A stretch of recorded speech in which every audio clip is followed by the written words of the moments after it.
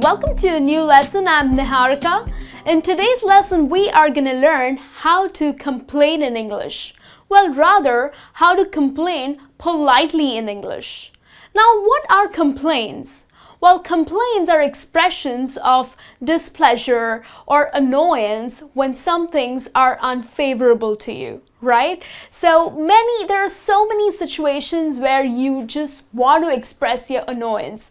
Like maybe you go to a very nice, fine restaurant and the soup served to you at the table has too much of salt in it.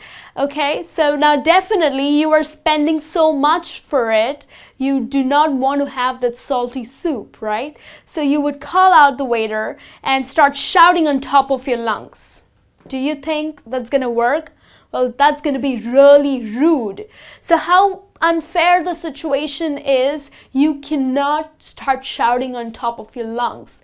It's always nice to complain in a very polite manner. Okay, so we are gonna have a look at certain expressions here that would help you to express your annoyance in a polite way. The first one we have is, I'm sorry to bother you. Now, when you start complaining by using this expression, saying that, oh, I'm sorry to bother you, well, definitely you are being polite, but it also puts the listener at ease. Okay, maybe this listener has been receiving a lot of complaints throughout the day, and you said, I'm sorry to bother you, would definitely make him feel a little relaxed and at ease, right? So if the situation is not really disturbing, so you can definitely use this expression. For example, you can say, I'm sorry to bother you, but this soup has too much of salt in it. Could you please replace it for me? Okay, so if the situation is not very serious, you can use this. The other one I have for you is, can you help me with this?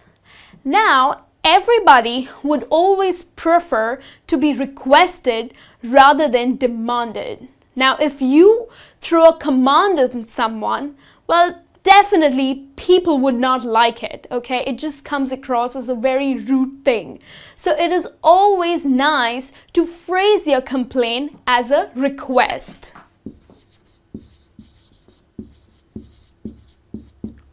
Okay, so the listener would definitely feel a little comfortable and would try his or her best to solve your issue.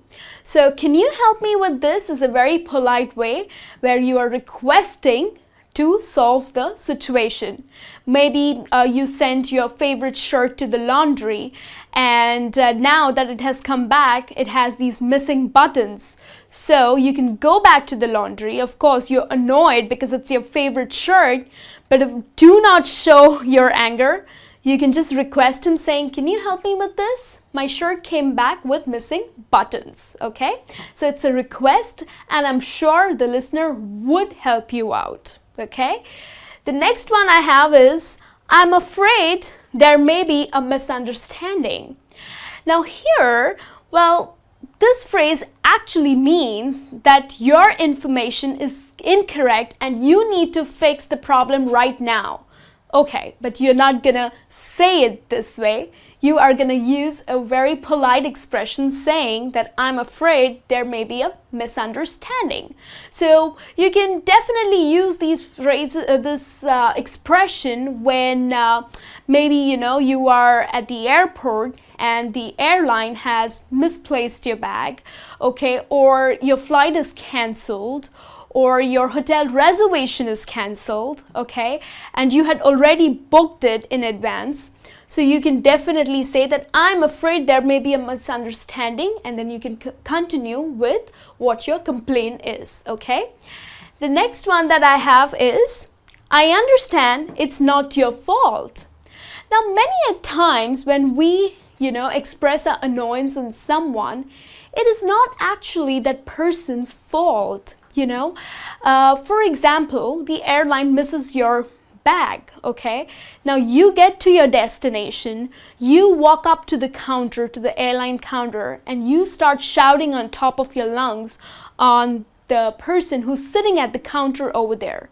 Well, that's not fair, isn't it? Because she has not lost your baggage. It's the airline, it's someone maybe at your departure time or maybe in between changing your flights that your baggage got lost, right? So this lady or this person is not responsible for it, right? But of course, so you have to, it's not your fault either, so you have to express your annoyance. So you can say that I understand it's not your fault, so at least this person will try to help you out, okay? When she knows or when he knows that you understand that it's not her fault, then she will definitely try to see what best she can do for you, okay? So always start your complaint saying I understand it's not your fault, okay, if the person is not directly responsible, okay? And the last one that I have for you is, excuse me, I understood that.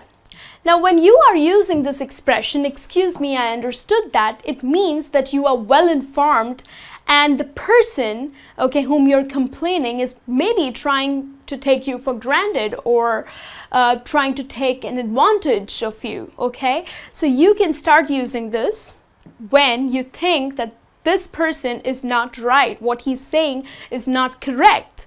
For example, let's take a situation where you take a cab to the airport and you know that it costs around $25 to get to the airport, okay? But this cab driver is asking you to pay $40, okay? So he says, well, it's expensive and it is $40.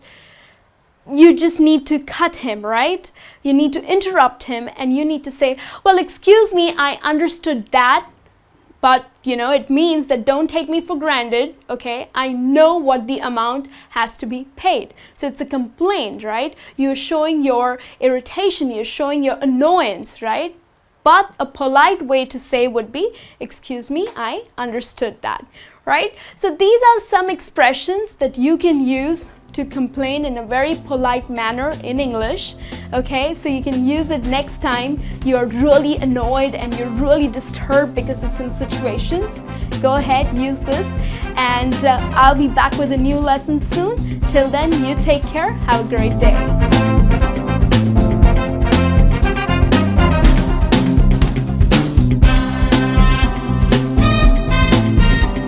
And the last one that I have for you is, excuse me, I understood that.